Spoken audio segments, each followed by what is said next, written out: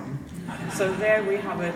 But as I'm looking out to you, I'm looking at an incredible sea of faces and how extraordinary it is for me to be here, because I feel extremely humbled, as I always do when I'm in front of incredible educators, because I know the power of you, and I also know the power of the teacher. And I just simply want to address very briefly, if I can, because I could go on all day talking about my teacher, is the experience that I had as a youngster. I went to a school that was an all-inclusive school. So that meant that the school was equipped with ramps for youngsters in wheelchairs. It was equipped with walls that were coloured, painted in ways for sight-impaired kids to navigate their way through the buildings. It was equipped with hearing-impaired equipment, that is, phonic ears and various things for hearing-impaired people like me to function in the classroom without disrupting the other kids.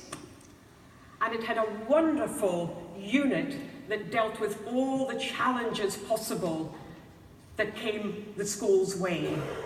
So this inclusiveness was quite interesting, because the mindset of the headmaster was that every child has a story to tell. Every child belongs to every department of the school. So you can imagine what that means. Possibilities, possibilities, possibilities. They have access to that department, they have access to that department. This is our building. And a school is nothing without the children there and the belief in the teachers to plant those seeds. Now, I played this piece of music, Prim, by Auskell Mauson. And when you look at it on the page, it's just a series of notes on one line. That's all it is. And it has little instructions, forte, piano, little hairpins here, accents there, little staccato dots there, rests here, you name it. It's got all of those little things in there. But what it doesn't have is how to play the piece of music.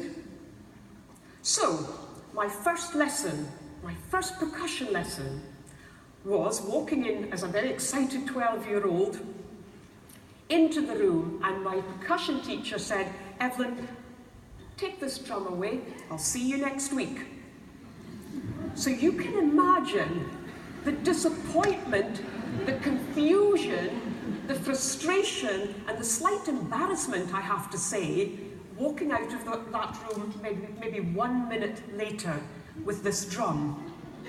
All I knew was that it was called a snare drum. That's all I knew. I wasn't given the stand, and I wasn't given the sticks. Just the drum. The very fact that he trusted me with this drum, and this was before the days of eBay, so I didn't sell the drum, but anyway, he trusted this drum with me. Off I went. I'm a farmer's daughter, so I walked up the road, got to the farm, and my parents said, "Well, what have you got there?" And I said, "Well, very proudly, it's a snare drum." And they said, "Well, what's that?"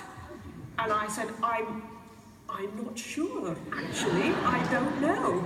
So this drum went on top of my bed, it went on a chair, it went on the lawn, it went on top of a bale of straw, it went on top of the kitchen table, it went on the settee in the living room, it went everywhere. And then I decided, well,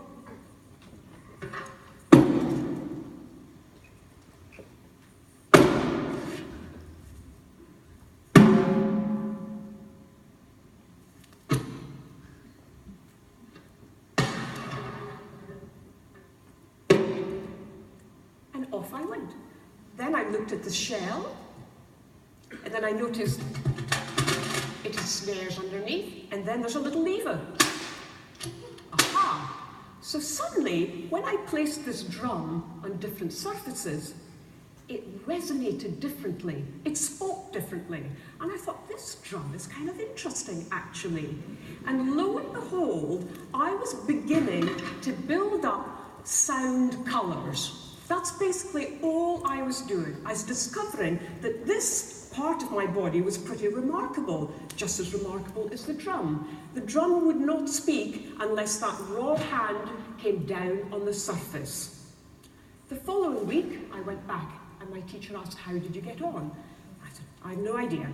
And he said, Evelyn, you're a farmer's daughter. Please create the feel of a tractor. The feel of a tractor, okay? Well, my dad had just bought a brand new tractor, and that felt very different to the one that he had before. So I thought, okay, so this one is much more smooth, it's got more gears to it, lots of knobs and things there. So it's just a different feel to the kind of the old banger that we had before. So is it a tractor in first gear? Is it a tractor going up a hill? Is it a tractor just sort of going along a bumpy road, or is it going along a smooth main road? What kind of tractor do I want? Not what kind of tractor did someone ask me to create, but what sort of tractor is it in my mind? So I suddenly had an orchestra of tractors. But what's the feel of that tractor? Low frequencies, this part of the body. So there I was chugging along on my snare drum, creating the feel of my tractor. Now, my teacher could have gone in the first lesson, Evelyn, this is a snare drum. It's also called a side drum.